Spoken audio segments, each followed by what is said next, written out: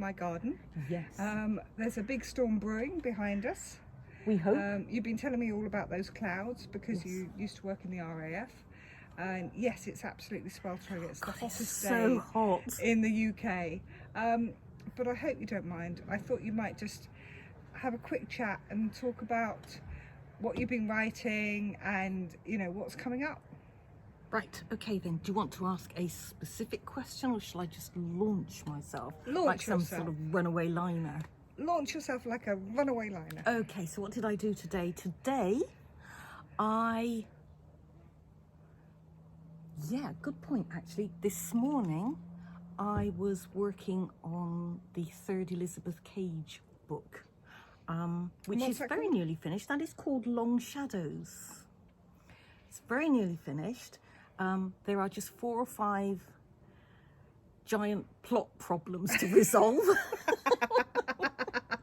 But other than that, piece of cake, not a problem. Don't anybody panic. And then this afternoon, I did some more work on the third Time Police novel, which I think will be entitled Serving Time. Ooh. I am toying with buying time, but I'm thinking I'm going to go with Serving Time. Yeah, and how far are you into that one? I'm about halfway through. Amazing. Good. Yes, I'll have to call a halt soon because the Hard Time final edits are turning up. And Another Time, Another Place edits will turn up as well for me to work on. So, you know, it's not as if I get to sit down and enjoy this lovely garden. I'm only allowed out in it to do this. As soon as the camera goes off, I'm back inside, you know, and again. But don't feel sorry for me, everything's fine. Quite a lot of people have asked if Another Time, Another Place is the last St Mary's book. I don't think so, because I've started a plot thread that I think might be quite interesting. I left quite a lot of unresolved issues in Plan for the Worst. And I suspect everybody was so gobsmacked by the ending that they didn't get a chance to think, hang on a minute, she never addressed this, she never addressed that, she never addressed this, she's pretty rubbish really. So I have to address them now. So I have Another Time, Another Place, and then an idea for one after that, in the same way that I have another idea for a Time Police. And then I think I need to stop and think about some various standalone books that I want to do as well.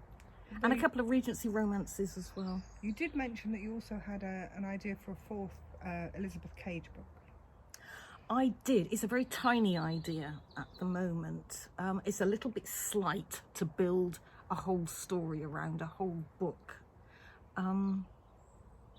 But I was thinking, if I can't develop it as much as I would like to, it might possibly make a short story or a novella, because I think quite a lot of people want to know what's happening to Russell and Jenny. And of course there's the Throgmorton short story coming out at Christmas? November, yes, November. Where Joy has grown up, or thinks she's grown up. Obviously to Russell, his daughter, she hasn't grown up at all. She's Russell's daughter, so there is a certain amount of conflict. And that's Joy to the World. That's Joy to the World, yes. Excellent. Out in November. Yeah. And so basically you just don't stop writing, do you? Well, chance would be a fine thing. I mean, you can't see the electrodes. They're actually strapped around my ankles at the moment. But every now and then I get a jolt, you know, if I'm not towing the party line. Hazel, you look lovely this evening. And how was lockdown for you? Oh, God. Well, actually, I'm so antisocial. And I've never got any food in the house, and I'm always running out of toilet roll, so it didn't make the slightest bit of difference to me, actually. At least I thought it didn't. And then when my family eventually were allowed to come in and visit me, it was born on me that I'd become very strange over the last couple of months, and to pull myself together. So I suspect lockdown affected me more than I thought it would. But it's hard to tell because I was pretty weird to begin with. Oh, we love your weirdness. We absolutely love your weirdness. Very kind of you to say so, but possibly we should be addressing it a little more firmly. and your incredible creativity. I've never known anyone who can write in so many diverse genres and so many different characters, and just bring them all to life in such an incredible way. Doesn't say much for the inside of my head, does it? Well, it says a hell of a lot for you at the inside of your head, Well, to be I was honest. pretty empty-headed at school, so it's a great pleasure to prove them wrong. Oh, I think you just gestated these books all your life. I think it was full of the wrong sort of stuff. I think that was what it was. But when you read reader comments about how you've brought history to life to them, I think that's really, really lovely, because history is a tough subject when you're at school. It's hard to get excited about the Corn Laws, isn't it? It is the way it's taught these days.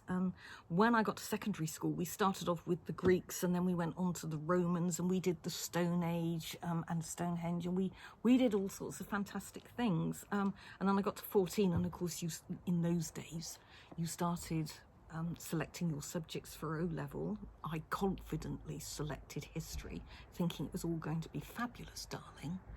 And it turned out to be the Spinning Jenny and the Corn Laws and the Agricultural Revolution and Turnip Townsend. And for God's sake, it was just appalling. And it's as if the education authorities said, right, how can we put people off history for life? But it's fascinating. And I think the way people are fascinated by modern soaps these days, you get exactly the same stories in history. People actually did die, and even in EastEnders, nobody's had a red hot poker up their bum yet. But it's a plot line that's bound to develop sooner or later, isn't it? So I don't think we've lost our interest in history. I just don't think it's taught very well these days. And we have soaps and modern stories as a substitute, but they're only copies of events that happened in history. That's brilliant. And you've now got a game out. How do you feel about having Mayhem out? Very excited. Hoping everybody likes it, obviously. Slightly relieved that I don't have to spend 17 hours a day playing with you while you write out the rules. Sorry. Because that was a complete nightmare. And every time I got anywhere, she took my cards off me under the guise of, oh, miss a card, or give me all your good cards and I'll hand you my rubbish. Because apparently it was in the rules. Yeah, right. So. Yeah, no, we really hope people enjoy it. I hope they do, yes. Do people have to have read the books to enjoy the game? No, I don't think so. It's all fairly straightforward. You have your departments which you must assemble, various bits and pieces. There are the usual constraints in the form of trainees, time police, losing your equipment, breaking things, wrong coordinates, all sorts of things. It could happen to anybody. It's just normal everyday stuff, really. Yeah. No, we really hope people enjoy it. I do, yes. It is a card game. It's not an online game yet. We would like to do that. But when we developed the game, we very much didn't want to put pictures of people, of characters in the game, because we all have our own idea of what people look like. So we very much decided that going by departments was the best idea. I think it's been made very clear that people have their own ideas of the characters and of St Mary's. And yes, I mean, for some people they might say, oh wow, but for a lot of people we have our own ideas, and the series has been going for quite some time now. So I should imagine that quite a lot of those ideas are quite entrenched. Yeah. And it is difficult, I think, when you have your own very fixed idea of a character and suddenly it pops up and it looks completely different. Yeah, we really wanted to avoid that. So yes. Hopefully people will enjoy the game being department based rather than character based.